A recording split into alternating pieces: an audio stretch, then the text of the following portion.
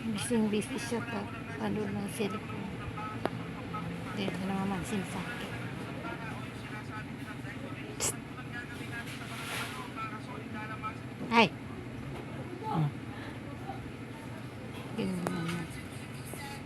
Isang pakialam. Panood lang.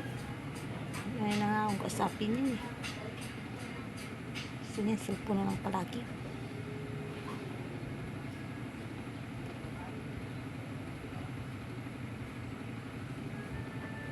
Sino yung pinapanood mo? Babae na naman. Babae ka dyan. Babae. Wala na babae. Chicken at 35 pesos. Pork chop at 50 pesos. At rice na 15 pesos.